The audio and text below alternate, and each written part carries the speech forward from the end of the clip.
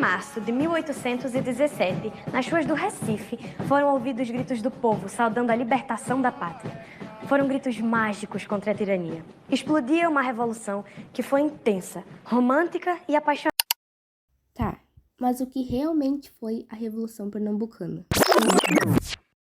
A Revolução Pernambucana de 1817 foi um movimento separatista, o último que ocorreu no período colonial, de caráter republicano que aconteceu na capitania de Pernambuco.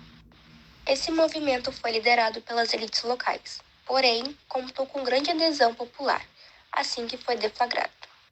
Essa revolta teve como causa direta as mudanças ocasionadas nessa região, por causa da transferência da corte portuguesa para o Brasil em 1808. A Revolução Pernambucana de 1817, assim como a Inconfidência Mineira e a Conjuração Baiana, foi um movimento de caráter separatista e republicano que ocorreu no Brasil colonial.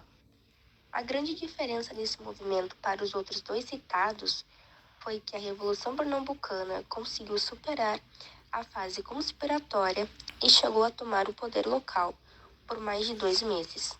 Esse movimento foi motivado pela insatisfação popular com as péssimas condições de vida que existiam nessa época, e principalmente pela insatisfação das elites locais, cujos interesses conflitavam com os da coroa portuguesa. Essa tensão foi ampliada com a divulgação dos ideais iluministas nessa região. A Revolução Pernambucana estava diretamente relacionada com a vinda da corte portuguesa para o Brasil em 1808. Com esse evento, a vida dos colonos em Pernambuco alterou-se de muitas formas. Primeiramente, houve um aumento de impostos em Pernambuco para manter os luxos da corte e para financiar as campanhas militares promovidas no Sul. Essa política da corte manifestou-se nos impostos criados sobre a produção de algodão local. Além disso, cobrava-se da população do Recife uma taxa sobre a iluminação pública da cidade do Rio de Janeiro. Esse aumento na carga de impostos gerou grande descontentamento, principalmente porque a economia local estava em crise decorrente da redução na produção do açúcar e do algodão, principais produtos da economia local. Além disso, Dom João VI nomeou vários portugueses que haviam mudado para o Brasil junto com ele em 1808 para cargos administrativos importantes de Pernambuco e também para funções no exército. Isso também desagradou as elites locais, que se viram prejudicadas com essas ações em favor dos portugueses. A existência de grande desigualdade social também foi algo importante, pois a insatisfação causada ajudou a mobilizar as camadas populares.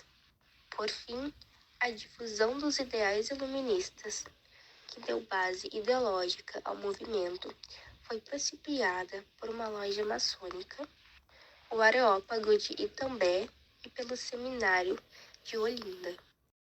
O movimento contou com as elites locais, compostas por grandes comerciantes e alguns grandes proprietários, e teve adesão também de militares, juízes, pequenos comerciantes, artesãos e muitos padres.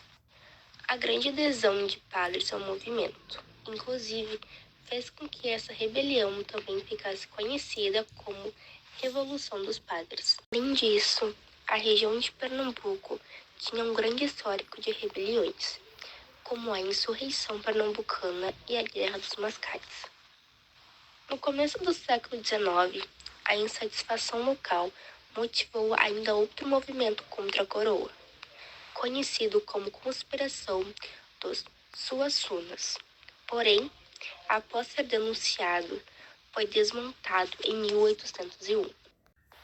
A Revolução Pernambucana teve início, de fato, em 6 de março de 1817, quando o brigadeiro português Manuel Joaquim Barbosa de Castro foi assassinado ao realizar ordens do governador local de prender supostos envolvidos em uma conspiração.